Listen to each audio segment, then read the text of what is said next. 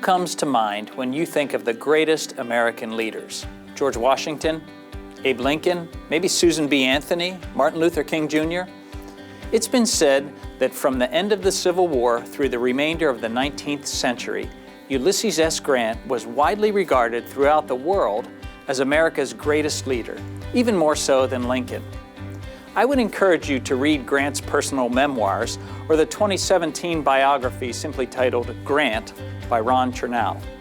You'll see some things in Grant that you don't like, but you'll also see a man of incredible tenacity, vision, humility, and insight to the human condition. He overcame extraordinary challenges on the battlefield and displayed a rare graciousness in victory that proved critical in the effort to reunify our broken country. Grant had two glaring flaws. He had a major drinking problem, and he tended to blindly trust some pretty shifty characters.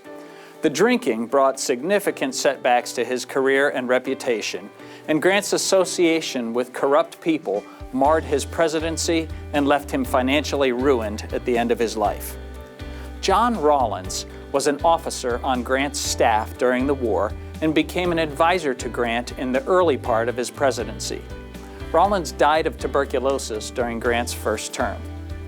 Rawlins knew Grant's flaws and made it his mission to protect Grant from himself. He had the courage to confront the drinking and the emotional intelligence to see manipulative scoundrels for who they were.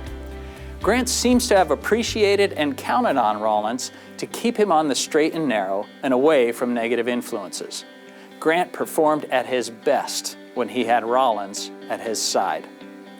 You may have never heard of John Rawlins before today, but through his impact on Grant, Rawlins altered the course of history.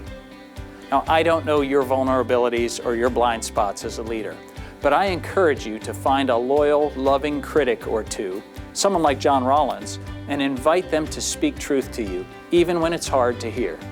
Granted, it may not be necessary, but what have you got to lose?